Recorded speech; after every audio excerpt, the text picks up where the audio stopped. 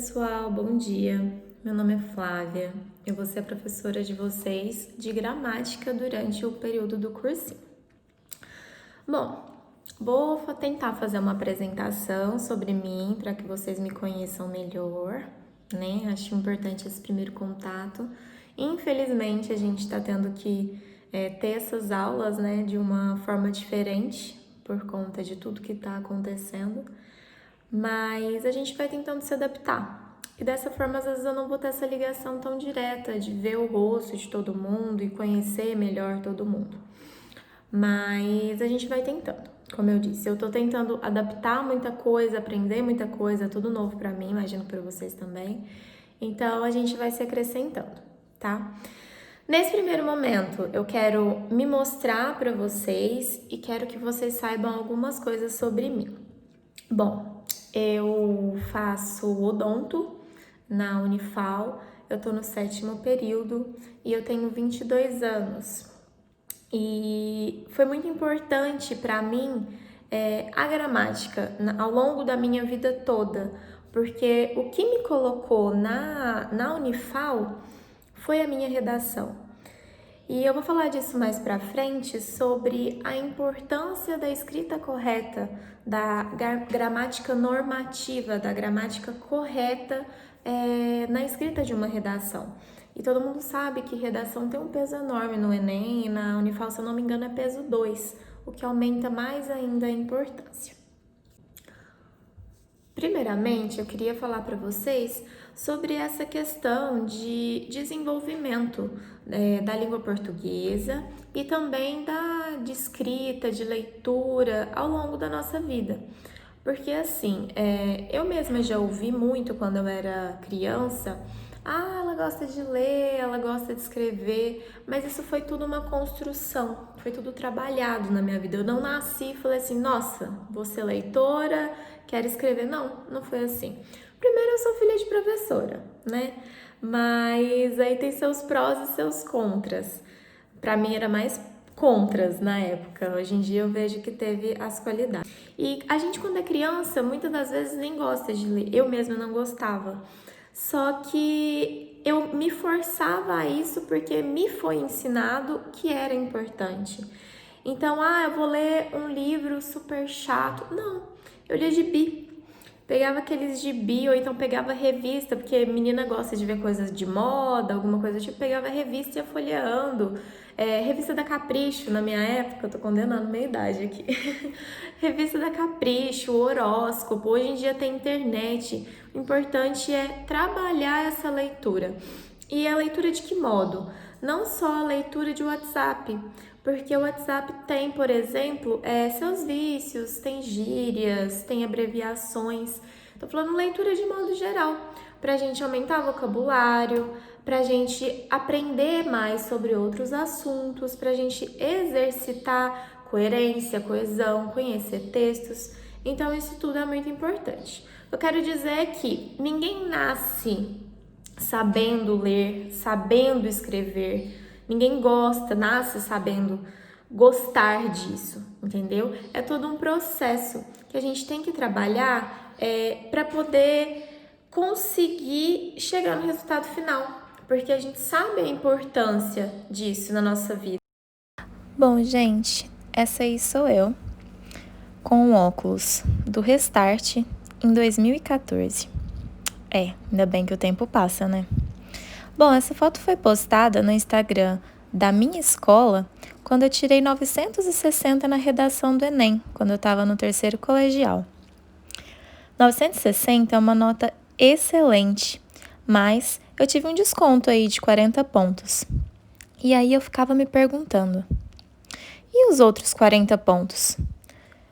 Onde que foi que eu errei para poder ter me descontado essa nota? E aí, quando saiu a relação de onde eu tinha errado, eu pude perceber que eu tinha errado em pronome demonstrativo. E para mim era uma coisa muito simples, que eu já tinha feito bastante exercícios sobre isso e que eu não me permitia ter errado. Mas aconteceu. O que eu quero dizer é que a gente tem que sempre dar muita importância para o português e a escrita gramatical normativa correta, porque cada ponto é determinante para que você consiga entrar em uma universidade, principalmente com relação à redação. Bom, já que eu não quero ser a professora chata de português, eu vou começar a trabalhar com vocês sobre variação linguística, para que vocês entendam que a língua portuguesa ela é heterogênea e que tem diversas formas dela ser falada e que nenhuma está errada. Então eu não estou aqui só para corrigir vocês. Eu vim aqui para que a gente juntos consiga aprender as diferentes formas e saber quando usá-las, principalmente no Enem. Bom, a gente vai ter a língua falada e a língua individual. Uma vai depender do lugar onde você está, com quem você está falando, e a outra vai ser particular de cada um, que é o nosso uso próprio e comum, informalmente. A gente vai ter uma série de variações em diferentes gêneros e classificações, mas, sobretudo, temos alguns fatores extralinguísticos, como, por exemplo, o lugar onde você mora, de onde você vem, a sua classe social, vão determinar a forma como você vai falar. Um morador da zona rural vai conversar diferente de um morador da zona urbana, tanto em pronúncia quanto em vocabulário, porque eles são diferentes e os dois vão estar certos. Na questão social, acabamos envolvendo identidade de gênero, grau de escolarização e até mesmo idade, para definir como que vai ser a língua falada coletivamente.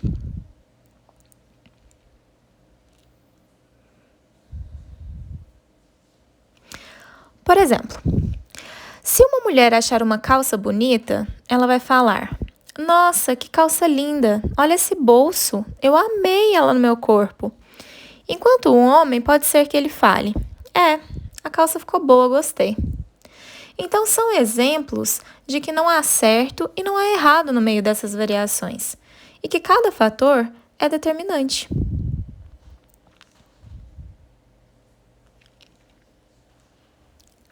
Ainda assim, é importante sempre ressaltar que todas essas formas, mesmo sendo diferentes e mesmo não sendo a forma gramatical normativa, elas estão certas.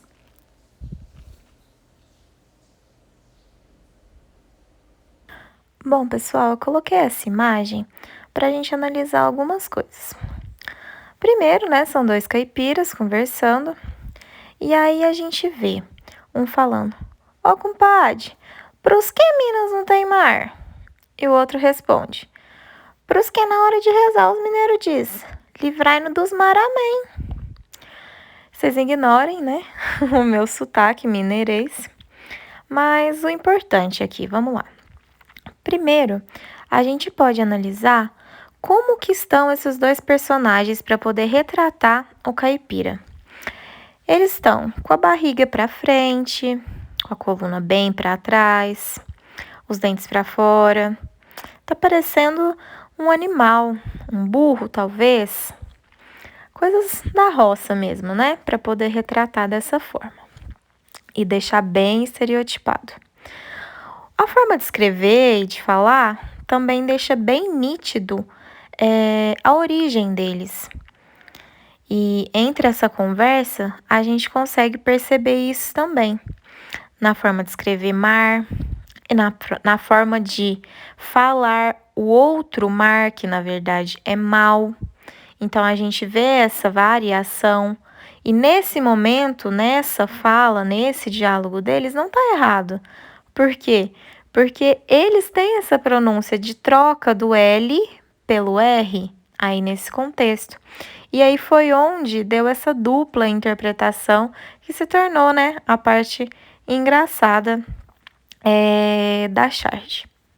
A gente também pode analisar que tá sendo feita uma crítica na forma deles conversarem, eles estão sendo retratados desse jeito, como uma conversa caipira, menos rebuscada, uma coisa assim mais não tão prestigiada.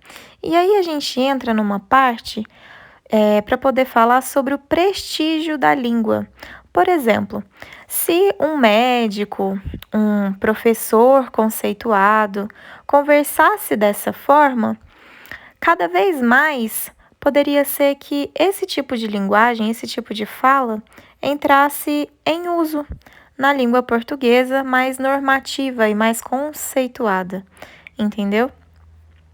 Porque, querendo ou não, como a gente falou um pouquinho ali para trás, a forma de pronúncia, a forma de escrita é muito relacionada à classe social, a conhecimento.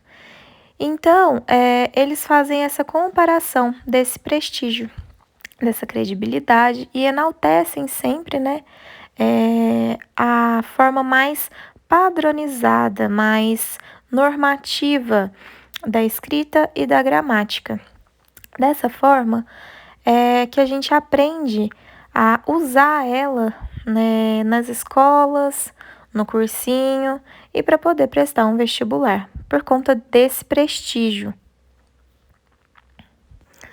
Dessa forma, se a gente for utilizar essa norma de prestígio, que é a que é considerada correta, né, gramaticalmente, a gente vai ter 6 pessoas: eu, tu, ele, ela, nós, vós, eles e elas. Cada uma com uma terminação diferente quando eu for conjugar o verbo. Eu trabalho, tu trabalhas, ele e ela trabalha, nós trabalhamos, vós trabalhais e eles ou elas trabalham. Uma diferente da outra. Eu coloquei no presente porque é o mais usual e é o que vocês trabalhariam no Enem, por ser um texto dissertativo. Bom, a gente também tem uma variação para o cotidiano informal, que é o que a gente mais fala no dia a dia, conjugando apenas 4 pessoas. Dessa forma, ficaríamos com eu trabalho, a gente aumenta o agente, que é de uso contínuo, né? E o você, já que o tu caiu em desuso, então fica tu, a gente, ele ou ela e você trabalha. Nós trabalhamos, eles ou elas e vocês trabalham.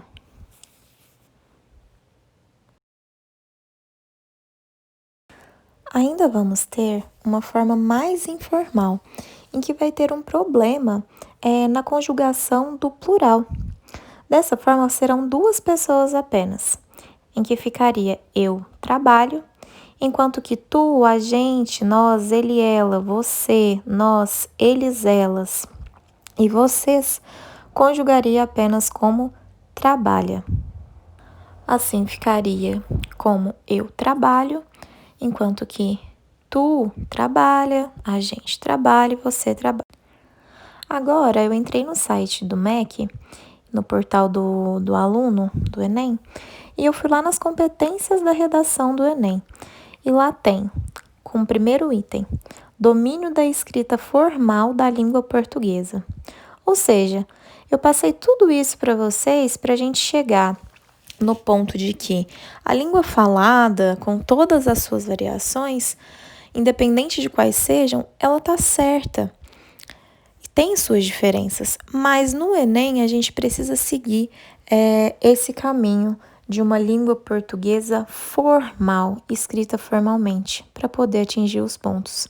E a gente vai ver, ó, nesse quadrinho que eu coloquei, que 200 pontos do Enem é destinado ao uso correto da língua portuguesa. Bom, pessoal, espero que não tenha ficado cansativo, que vocês tenham conseguido assistir até o final. Desculpa se eu prolonguei muito, mas é que nesse primeiro momento eu queria passar para vocês a importância mesmo de aprender, né, a gramática, mesmo não sendo errado o jeito que a gente conversa no cotidiano. Eu mesma, entre uma cerveja e outra, pode ter certeza que escapa um brusa, nós, coisa do tipo. E não tem problema.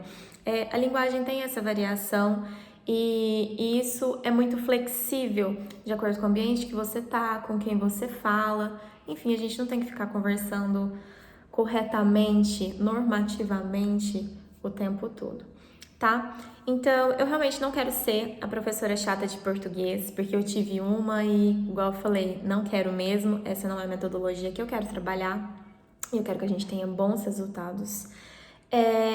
Eu quero poder entender as dificuldades de vocês. Então, por favor, sempre que vocês tiver alguma dificuldade, tiver alguma sugestão que eu possa trabalhar de forma diferente, vocês têm meu número, vocês estão adicionados no grupo de WhatsApp, podem me mandar. Não vai ter problema nenhum. Às vezes eu posso não responder na hora, mas eu vou tentar trabalhar em cima disso, tá?